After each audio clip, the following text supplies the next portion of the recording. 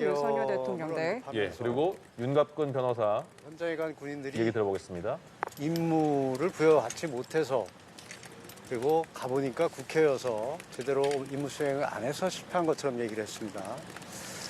그것은 곧 이 계엄이 어떤 군사작전 하듯이 옛날에 군사계엄처럼 이루어진 것이 아니고 숫자 강조하였듯이 어떤 국민에게 호소하는 계엄이었기 때문에 군인들이 그렇게 들어갔던 것이고 이 치밀한 작전을 세워서 이 국회를 봉쇄하거나 통제하려고 했던 것이 아니라는 것을 오히려 반증하는 그런 상황이라고 볼 수 있을 것 같습니다. 의원이 아니라 요원을 빼내라고 했던 것에 대한 설명 좀 부탁드리겠습니다. 그것은 아까 당사자인 김의원 전 국방장관께서 설명하셨기 때문에 그것을 가름하겠습니다. 오늘 비상입법 기구에 관련한 질문이 나왔는데 이런 재판관의 신문에 대해서 어떻게 보셨는지도 궁금합니다. 비상입법 기구에 대한 어떤 신문 재판 진행 과정을 보면서 이건 말이 안 된다는 그런 생각을 했습니다. 적어도 소추인 측에서 상상하거나 주장하는 그런 비상입법 기구가 되려면 국회를 대체한다는 의미인데 그렇다면 국회 대체하기 위한 기구를 만들려면 그 기구가 우선 만들어지는 것이 우선돼야 됩니다. 그럼 그 기구를 만들으라는 지시가 있었는지 그걸 만들기 위한 어떤 연구가 있었는지 쉽게 얘기하면 집을 져야 되는데 집 짓는 얘기가 하나도 없는데 무슨 운영비 얘기하는 것은 말이 안 됩니다. 그것은 곧 아까 그 재판 과정에서 얘기했듯이 어떤 민생 입법들이 좌절된 상황 속에서 긴급 재정 경제 명령이나 이런 것들을 통해서 이것을 해결하려고 하는데 거기에 필요한 예산을 언급한 것이라는 것이 오히려 역으로 입증되는 것이다. 저는 그렇게 생각을 합니다. 포고령 작성에 대해서는 계속 윤 대통령께서 꼼꼼히 오지 않았다는 취지의 재판이 많이 나왔는데 어떻게 얘기하는 게 좋을까요? 포고령은 이렇습니다. 계엄이 선포되면 당연히 포고령이 있어야 됩니다. 근데 대통령께서도 얘기하셨고 국방부 장관도 얘기했지만 이 계엄이 과거 계엄과는 다르다는 것이죠.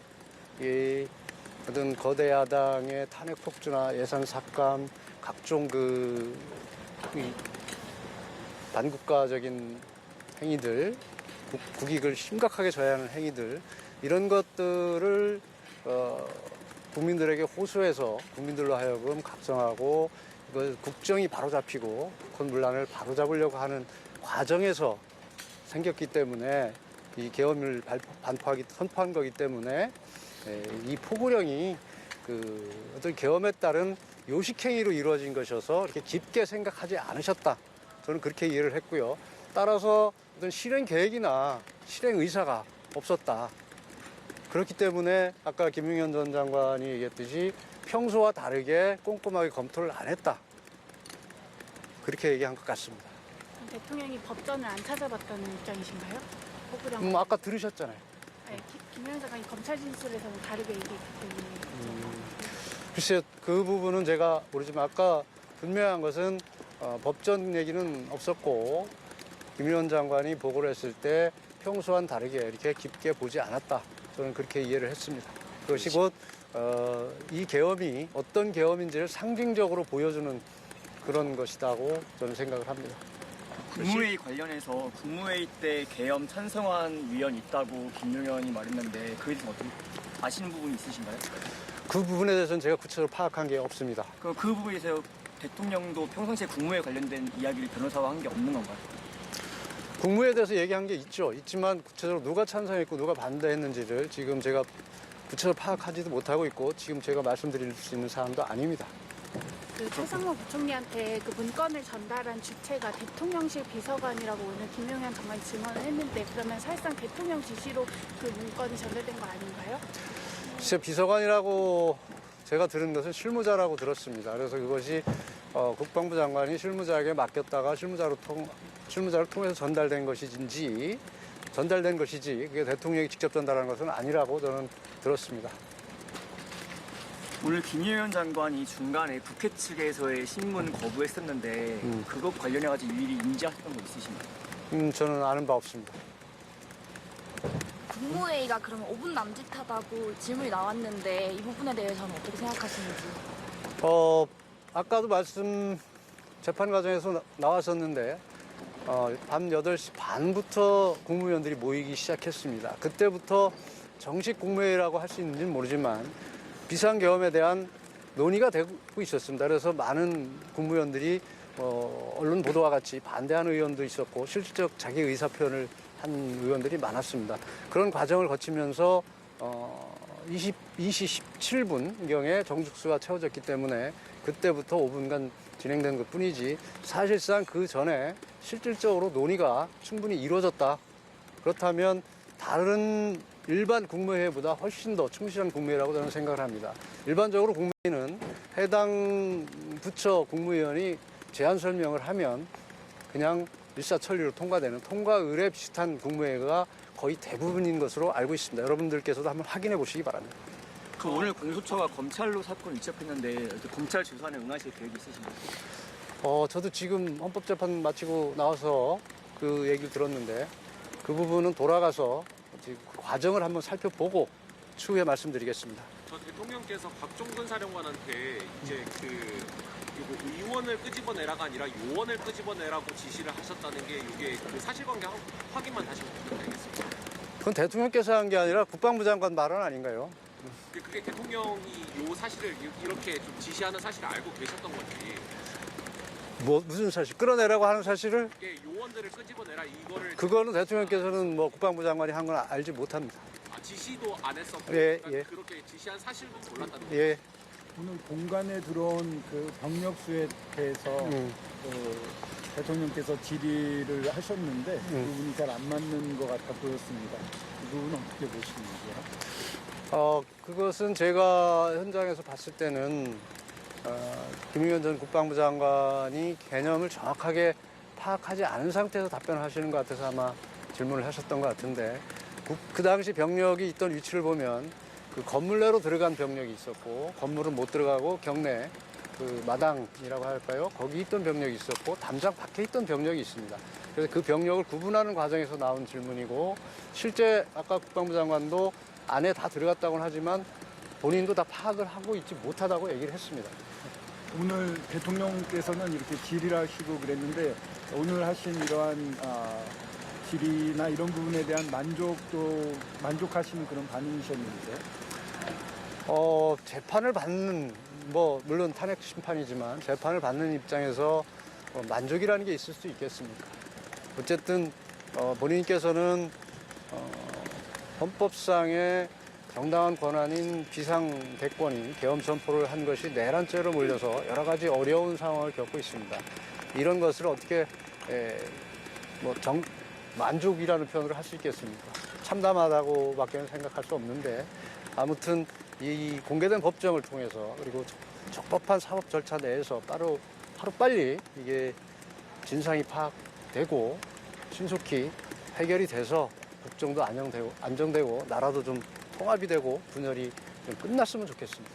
혹시 대통령 건강 상태는 좀 어떠신다고 정말? 제가 곁에서 볼 때는 특별히 크게 이상은 없는 걸로 알고 있습니다. 그 대통령이 직접 신문하신 상황 중에서 민주당하고 여론조사 꽃에는 계엄군 보내지 말라고 한 거 기억나냐 이렇게 하니까 김용현 장관이 나중에 지시하신 거 들었다고 했거든요. 네. 언제 그런 지시를 대통령이 하셨습니까? 나중에 지시한 걸 들었다는 것이 아니고 아까도 제가 질문을 했는데 처음부터 대통령 국회와 선관위 이외에는 군인을 보내지 말라고 했습니다. 근데 국방부 장관 자체 판단으로 여론조사권하고 민주당을 보냈다는 걸 알고 그걸 중단시켰다는 얘기입니다. 그 중단시킨 시점이 언제인지 아시는지요? 가는 과정에 있습니다. 도착하기 전으로 알고 있습니다. 오늘 대통령 질의와 네. 김용현 전 장관의 그 답변 과정이 조금 매끄럽지 않았던 장면도 좀 있었는데 김용현 전 장관에 대한 그 전반적인 좀 아쉬움은 없었는지도 궁금합니다. 없습니다. 오히려 그것은 이렇게 이해하면 됩니다. 대통령이 그리는 계엄과 장관이 그리는 계엄은 다를 수 있습니다. 그리고 장관이 그리는 계엄과 밑에 실제 현장에서 뛰는 사령관 군인들과 경찰이 또 그리는 계엄이 다릅니다. 그 대통령이 장관에게 지시한 사항과 장관이 그 밑에 군인들에게 지시한 사항이 또 다릅니다. 그 과정에서 얼마든지 약간의 의견 차이가 있을 수 있는 겁니다. 그래서 오히려 그런 부분은 자연스러운 것이라고 저는 생각을 합니다. 비상입법 기구 관련해서 긴급 명령 규정을 보면 입법 기구를 설치해야 한다거나 특정 기구 설치 관련된 내용은 없는데 이 규정과 관련이 있는 게 확실한가요? 긴급 재정명령은 법률과 같은 효력이 있다고 규정이 돼 있을 겁니다. 그래서 그 법률과 같은 효력이 있는 긴급 재정명령을 구성했던 것이 국방부 장관은 그런 것을 실천할 수 있는 기구, 조직을 생각한 것이 아닌가 그렇게 생각을 하고 실제 국방부 장관도 그렇게 증언을 했습니다. 그 대통령께서 구속된 피의자 신문 때는 그 1월 18일에는 포고령을 내가 썼는지 김용현 썼는지 가물가물하다고 하셨는데 1월 21일부터는 김용현 장관이 쓴 것으로 아예 말이 아니 그렇지 않습니다. 포고령에 대해서는 제 기억으로는 그렇게 말씀하신 적이 없습니다. 포고령에 대해서는 처음부터 실체 진실이 김용현 국방부 장관이 작성해 온 것이고 오늘 아까 재판에서 얘기했듯이 몇 년도 개헌 포고령을 보고 자기가 작성한 것이라고 분명히 얘기했고 그것은 팩트이기 때문에 무슨 대통령께서 가물가물하다고 얘기한 적이 없고 그렇게 얘기할 수도 없습니다. 쪽지 말씀하시는 겁니다. 쪽지를 대통령께서 본인이 직접 쓰셨는지 안 쓰셨는지 가물가물하다라고 말씀하셨는데 오늘 그럼 정리가 된 건가요? 김용현 장관이 쓴 그렇죠. 예. 그것은 뭐 김용현 전 장관이 뭐 작성했다는 도구까지도 얘기를 했으니까 그것은 뭐 해결이 된 거라고 생각을 합니다.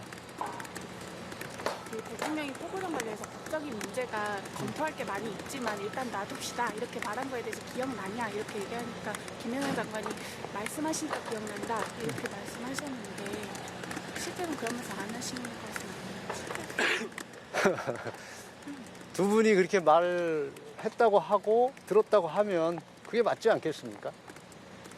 굳이 그것을 안 했다고 하는 객관적 정황이 없는데 의심하는 것이 더 이상하다고 생각을 합니다. 대통령 혹시 오늘은 병원이나 다른 데 안 가시고 구치소로 어떻게 행선지 아신 게 있어요? 없습니다. 국회 활동은 정치 활동이 아니라고 하셨는데 이 부분은 확실한 거예요? 같이 들으셨지 않습니까? 정치 활동, 국회 활동은 정상적인 입법과 국회 활동은 거기에서 언급된 정치 활동이 아니고 거기서 언급된 정치 활동은 불법적인 정치 활동을 전제로 한다고 분명히 국방부 장관이 증언을 했습니다. 일체의 정치 활동이라고 표현했습니다. 그것은 표현의 문제일 뿐이고 거기에 담긴 의미가 불법적인 정치 활동이라고 작성자가 얘기하면 작성자 말이 맞겠죠. 그 남은 변론기에도 대통령 직접 출석하시는 건가요? 특별한 사정이 없으면 직접 출석하실 겁니다.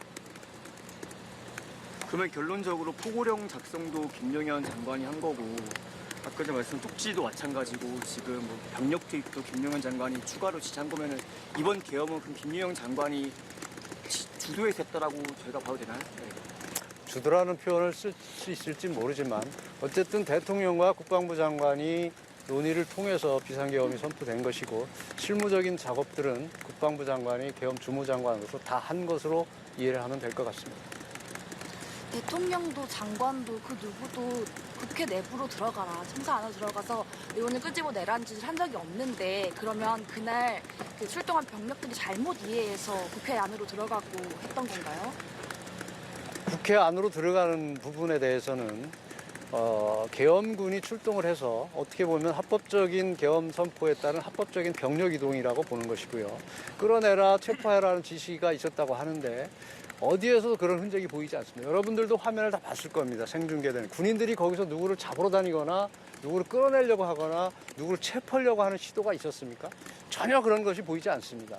그냥 평화로운 계엄군들이 출동 명령에 의해서 출동해서 거기가 위치니까 갔구나.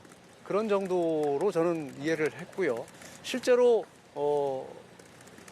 국방위 회의록에 보면 안기백 의원 같은 경우는 707 여단장인가 만났을 때 왜 체포 안 했냐고 물으니까 그런 지시를 받은 게 없다고 분명히 얘기를 하고 있지 않습니까? 그러니까 객관적으로 드러난 상황들을 보면 이 계엄이 어떤 계엄이고 실제 체포를 시도하거나 무슨 통제하려고 하고 국회의원을 끌어내려고 하는 시도가 있었냐면 아무데도 그런 흔적이 보이질 않습니다. 계엄이 상을 깨고 부자진이랑 대치를 했잖아요.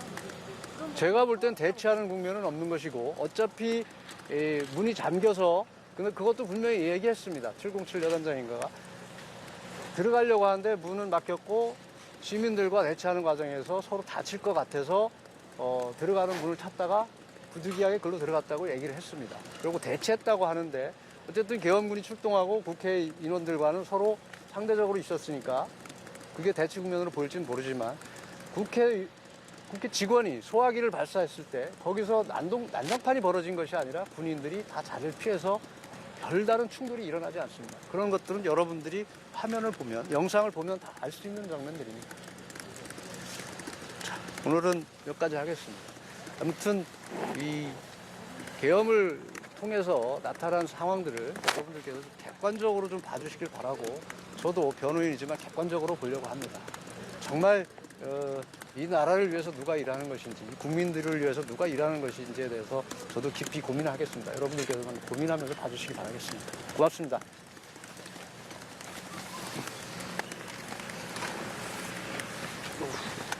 보고 싶어.